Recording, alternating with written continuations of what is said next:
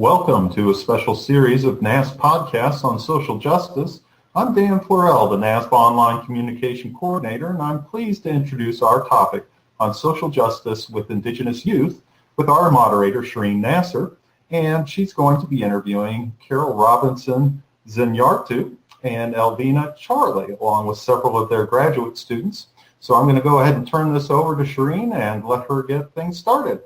Welcome, everyone, to this installment of the School Psychologist for Social Justice podcast. My name is Dr. Shireen Nasser, and I'll be hosting this podcast today on working with Indigenous youth and families. I'm honored to be joined today by Dr. Carol Robinson Zinyartu from San Diego State University and Elvina Charlie, a Navajo school psychologist practitioner working on the reservation at Kayenta Unified School District in Kayenta, Arizona. Both are tireless in their community work, their professional work through NASP, and their seminal work such as the article Using the NASP Framework for Effective Practice with Indigenous Youth, Families, and Communities, published in the NASP Communique. We're honored to have them with us today, and I'm going to turn the floor over now for them to introduce themselves. Yes, hello. Welcome, everyone. Thank you for joining us today. Again, I am a practitioner. My name is Elvina Charlie. I work on the Navajo Reservation in Kayenta, Arizona, and it is important to me that I also introduce myself with my clans. I am actually originally from Chinle, Arizona, in Canyon de Chelly. So so I'll give my two clans. Those are my two clans, my maternal clan and my paternal clan, Zuni Edgewater and Red Streak people. Hi, I'm Carol Robinson Zinyartu. I'm a professor emerita at San Diego State University and direct the Native American and Indigenous Scholars Collaborative, where we're preparing school psychologists and school counselors to develop specializations in work with Indigenous communities. Part of our work is to work out in our local Indigenous communities.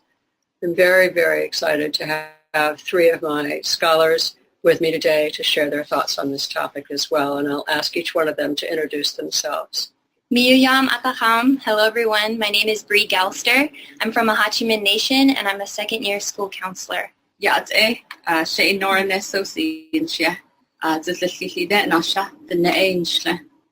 my name is Noran Asosi. I am from Shadow Mountain, Arizona, and I am also from the Dene Nation.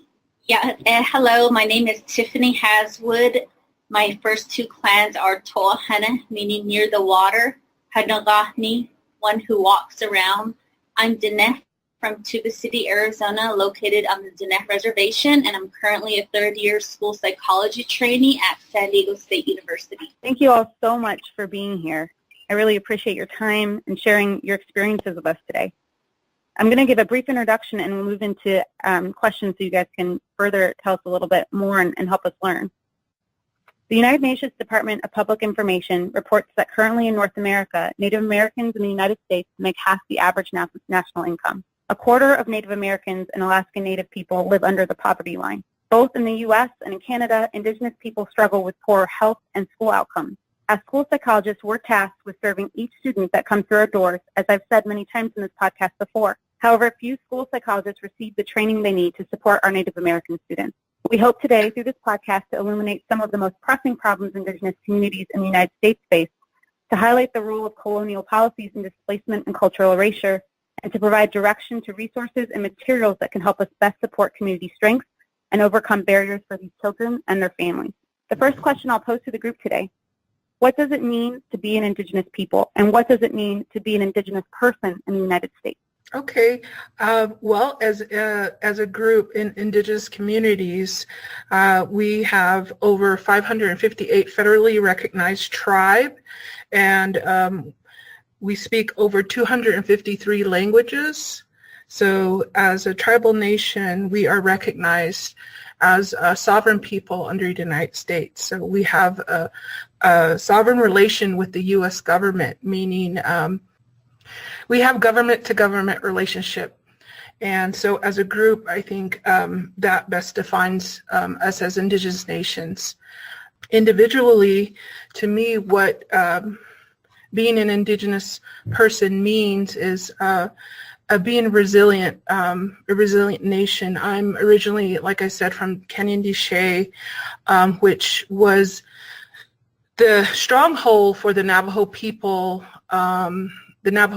who were gathered there to be taken to Boquillas Redondo, to be encamped there for 4 years from 1864 to 1868. Essentially, we were prisoners of war. And to me, that is a part of my history and who I am as an Indigenous woman, as my ancestors were encamped there and then returned to their own Indigenous lands. And from that point, we made treaties with the United States. And so that is a part of who I am. That's where my strength and my resilience, my clanship, my language continues to carry on. So for me, as an Indigenous woman, Navajo Nation, I am empowered by that. Carol, do you want to share with us a little bit about what it means for you to be an Indigenous person in the United States and some of your students? Yes, I'm actually Euro-American with a heritage in Scotland and England. And so, but to get back to the question of being an Indigenous person, Indigenous peoples are the people of the land, the original people of the land. And I just recently read something that I thought was a beautiful way to put it, that currently Indigenous peoples here in the United States reside in lands that are occupied by immigrant societies. And so because, as Elvina said, there are over 500 tribes and nations, each group has its own story and each group has its own perspective on this. But let me ask my graduate students to share a little bit on this one. Bree? For me, what it means to be Indigenous is being spiritual and united in the belief and respect for the natural world and having that sense of interconnectedness with the land and with all life forms. And on top of that, to recognize that as Indigenous people today, it's not just living on reservations. There's youth that are living off reservations. They're in rural societies, but they're also in urban neighborhoods. So it's not just one particular area. And as far as what it means to be an Indigenous person in the U.S., I think a large part of it is having to navigate two different worlds and having to crosswalk that path. Being an Indigenous people means we are children of Mother Earth and Father Sky. So we are not only protectors, but we are also the land, we are the water, and we are the air. And for me as an Indigenous person, I have a history, but I am also interconnected in every aspect of the world, yet learning how to navigate both cultures. For me, what it means to be Indigenous, a lot of it is from what I learned from my Che, and in Diné, Che means maternal grandpa, and through him, he shared a lot of his stories and his traditions as a Diné person and also as a Diné Navajo code-talker. And a lot of what he instilled in me is that he said that we are from the land, we are First People, and that we have a connection with the land that goes far beyond the physical world, and it's more spiritual. And through this are the stories that we carry through our ancestors. And as far as what it means to be Indigenous in the U.S., because of the stories that my Che has, whose name is John Alfred, has shared with me, he talked a lot about what it was like for him to leave the reservation, to leave the land when he did go to war. And he talked about what it was like leaving the land, being urban versus living on the land and living on the reservation and having the land, and how to navigate and what it means to balance both of the cultures that he experienced, and sharing those stories with me as now I left my land to come here to navigate both of the cultures. So as you can see, that you cannot separate us from the land. We are the land. We are interconnected. I hear a lot of you have mentioned a couple of things about feelings of displacement or histories of displacement for your communities. I'm wondering if you can touch a little bit more on this history and the impact of this legacy of trauma for Indigenous communities in the United States.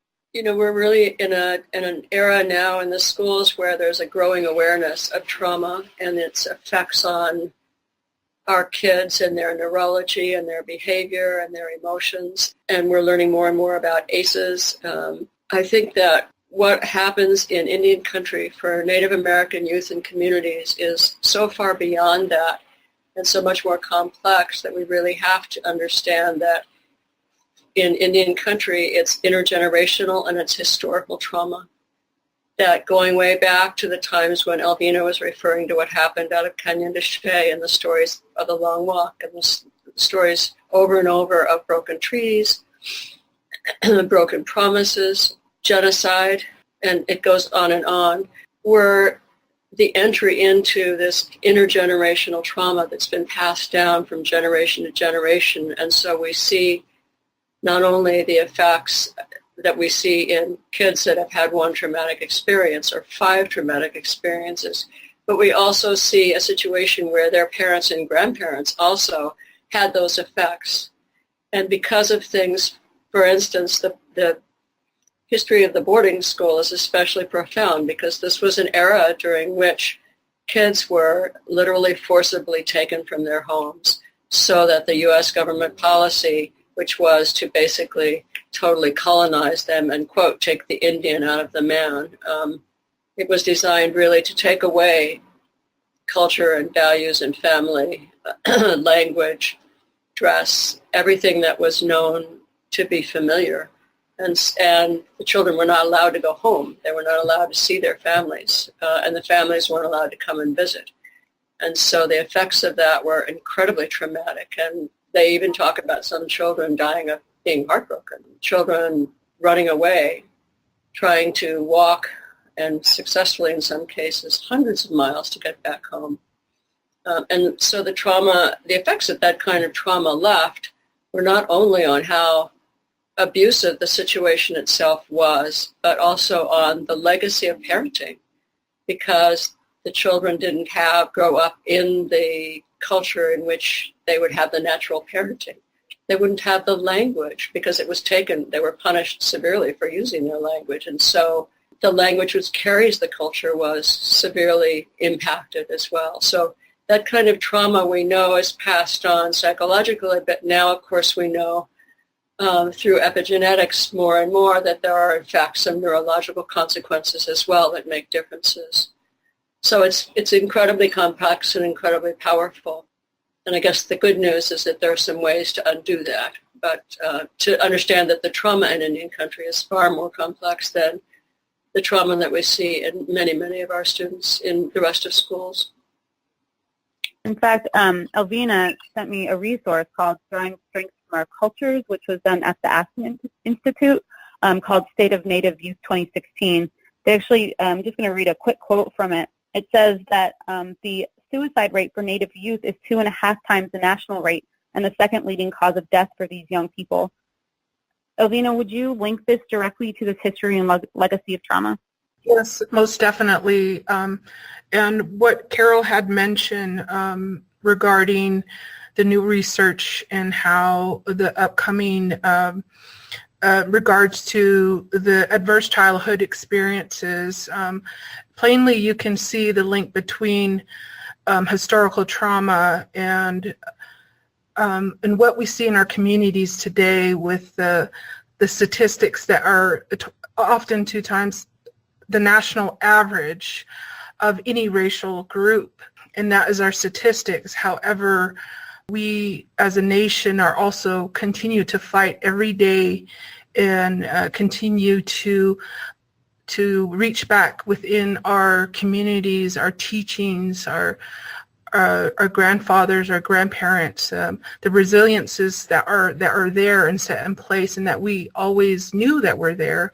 Oftentimes what is happening right now to combat the suicide is where we as a community, as a nation, are re-engendering getting to know, for instance, on our Navajo reservation, Ikea is the cornerstone, which is the clanship of our nation. The clanship system is a matriarchal system and a society in which we acknowledge our mother's clan first. And that is carried on in my first clan in Ashtabaha.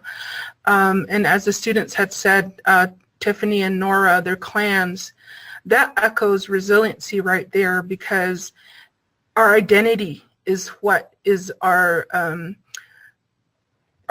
resiliency, our protective factor, so to speak.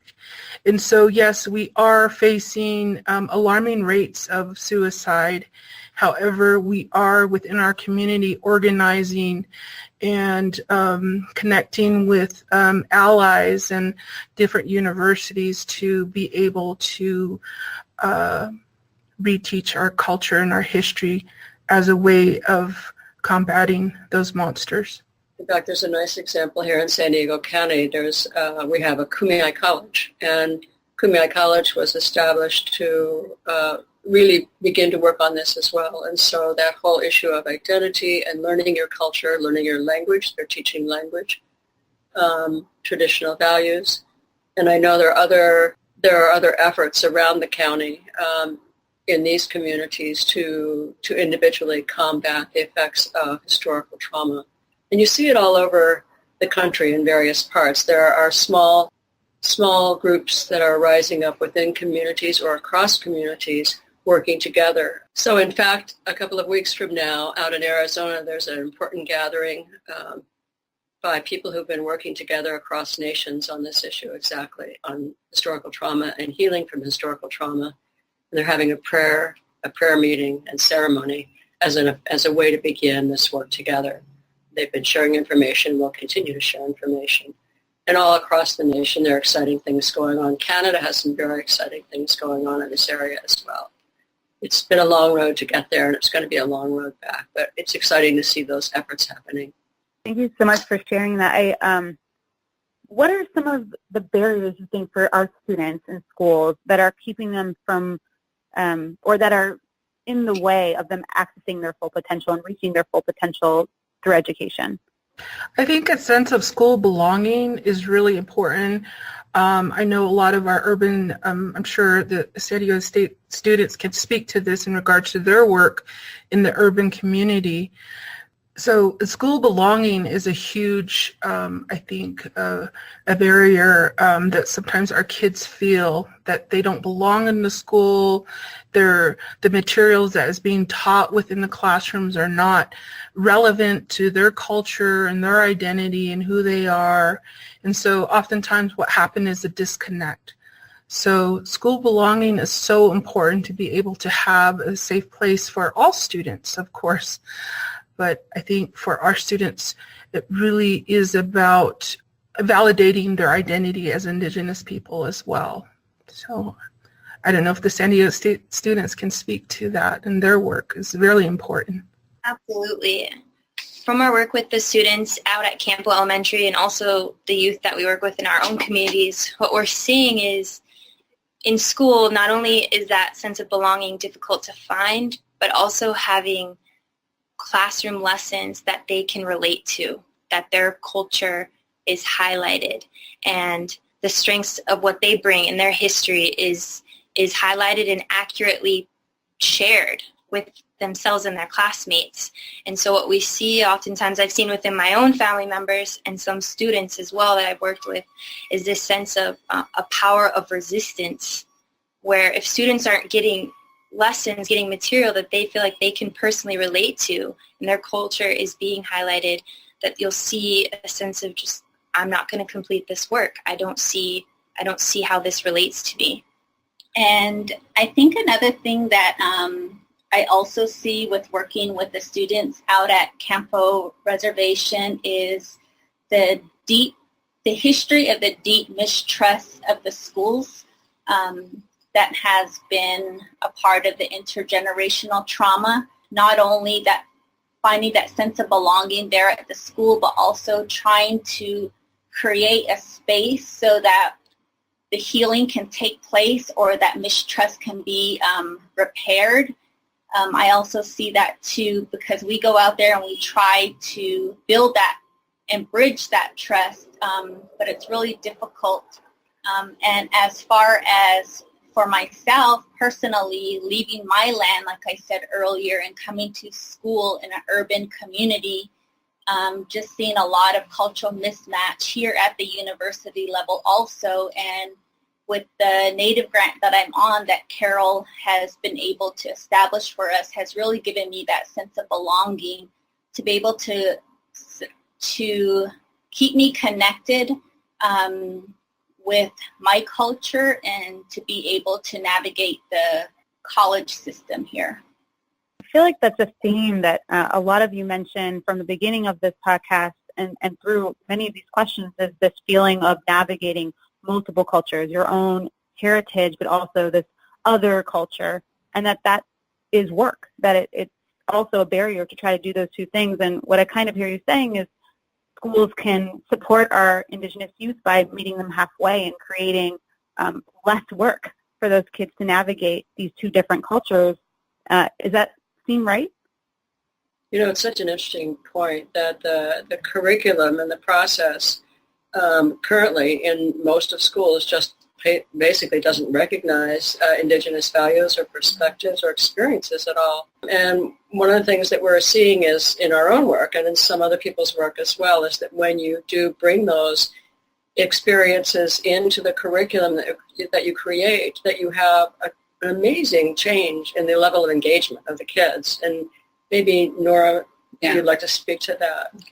Yeah, I see a lot of that cultural mismatch, and so the first thing is establishing this sense of belonging is so huge for students, like just valuing who they are and where they come from, which is their identity, and then as you work with them is just bringing in just relevant materials that they understand, something that they can relate to, and when you do that with them, they definitely make improvements academically because they're able to, because when we work with them, we value their cultural assets and we also acknowledge it, and then also working with them to how to bridge those assets into their learning or into the classroom.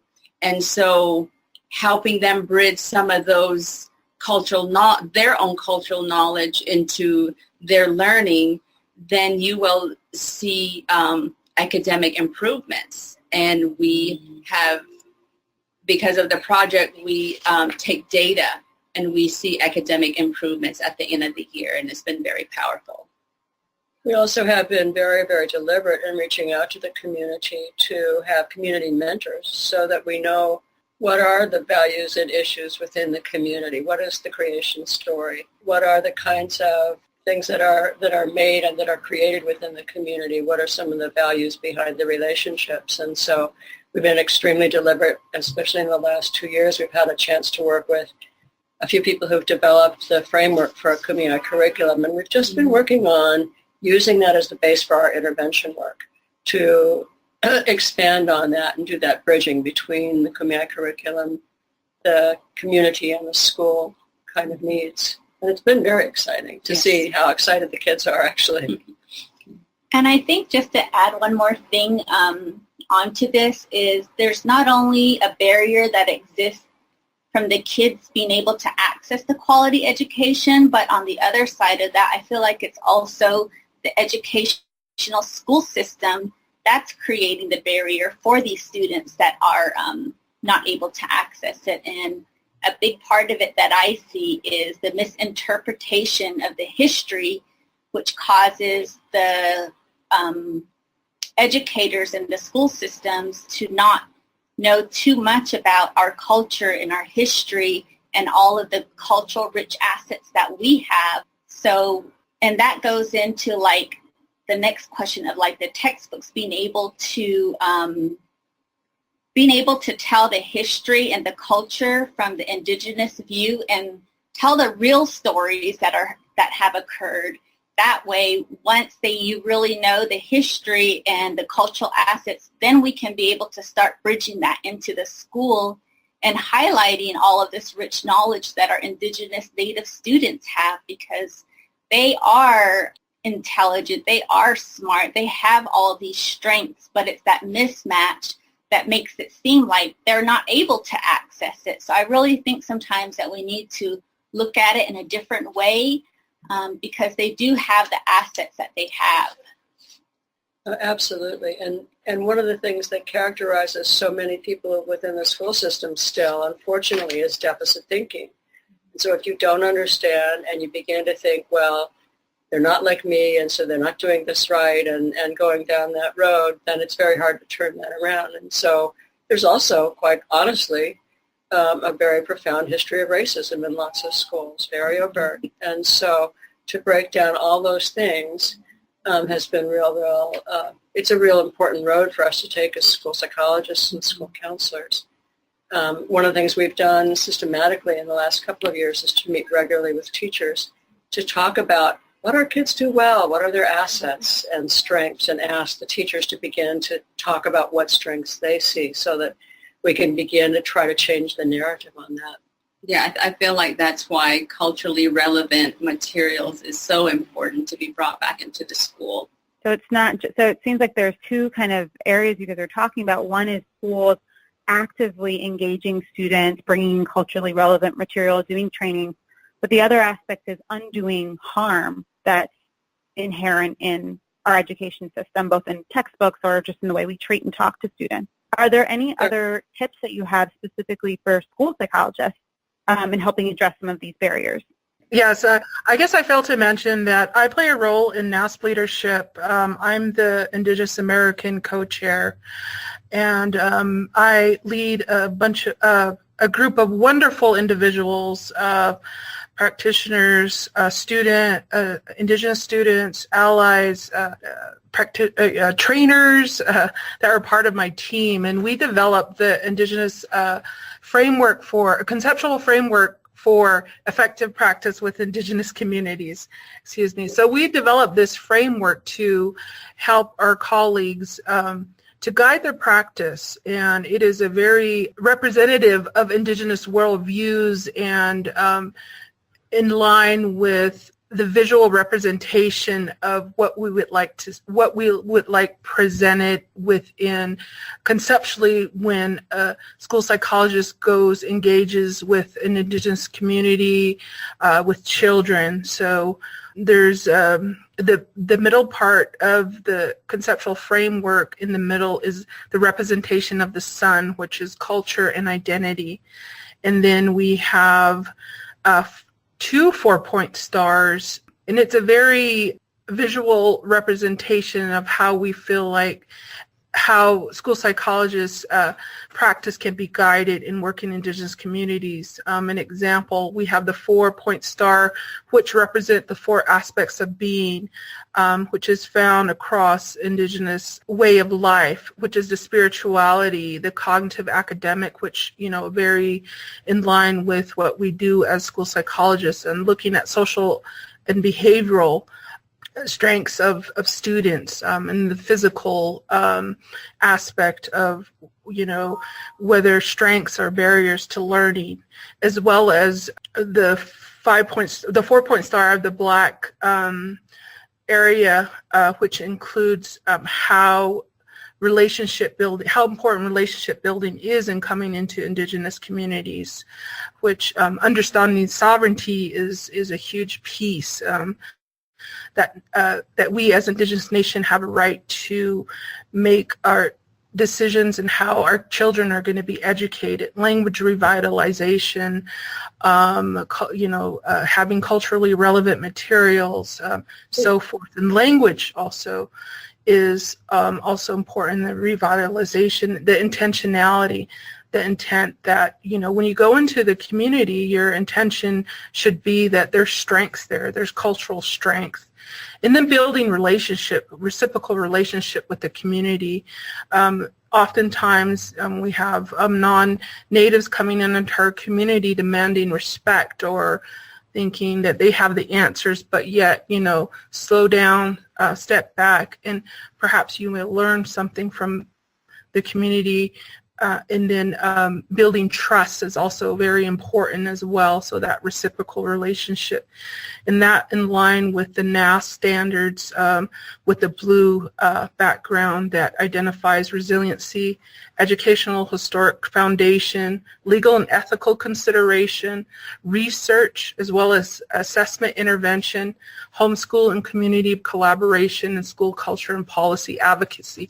So those resources and much as well as different articles that our group has written is accessible online and to members. So I think that's one way in which we're trying to educate and advocate for our Indigenous communities, youth, and families. So, in addition, I think it's a wonderful resource, and because it's complex and it's not Western thought, it's much more integrative thought. We're trying to do a series of articles that give examples of how would this look in practice for you as a school psychologist. What are the things to know? And hopefully there's one coming out soon that we're just about to send in on the assessment process, really weaving in beautiful stories about what do you go through as a Native psychologist, what questions do you ask yourself, and how that informs how you think about that process.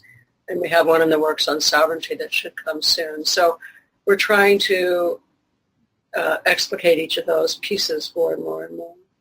So I think also the other thing for me that's really profound is that knowing these big picture issues are really important. It's also critically important to know your local community and what are their stories and their histories and their values, and as Elvina said so well, to be incredibly respectful of who they are and their histories and their knowledges and their values. And so how can you begin to introduce yourself in a way that you can begin to establish a respectful interrelationship and work together for the youth?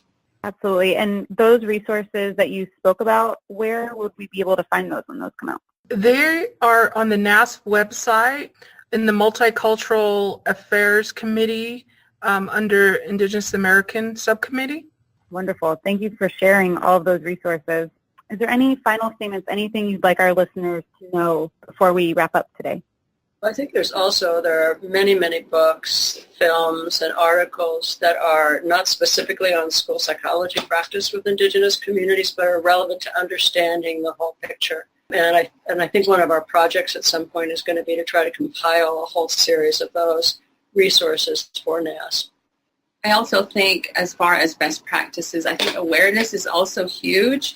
Awareness of the historical trauma and intergenerational trauma and how it affects the brain, body, and the soul, and even the spirit, providing those awareness to educators.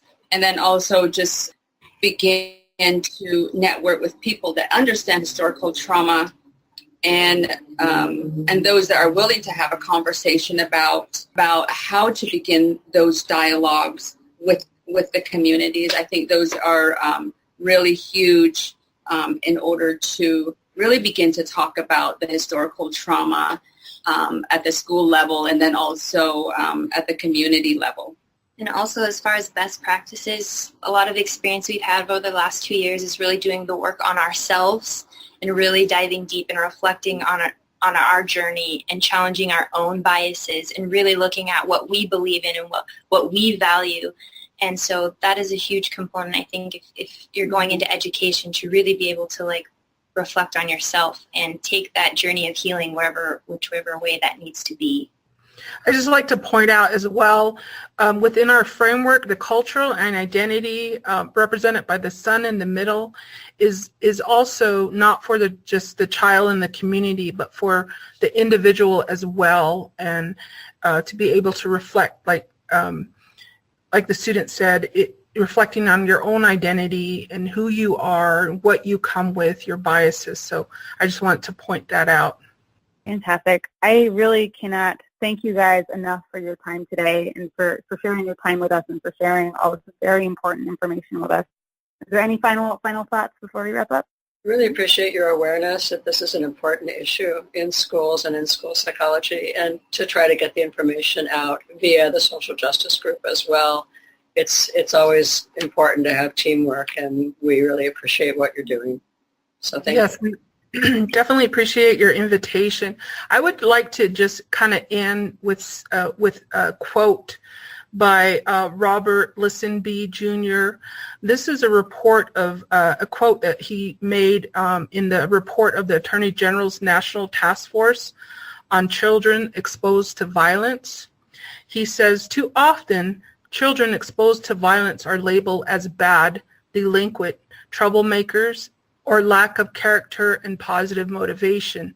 Fewer adults will stop instead of asking, 'What's wrong with you?' Ask the question that is essential to their recovery from violence. What happened to you?" That's a really great quote. Thank you so much for sharing and for sharing some of that very information with us today. We hope this podcast was informative for everyone listening, to students, practitioners, researchers, trainers, everyone. And we hope you can join us again for our School Psychologist for Social Justice podcast again next month. Thank you so much.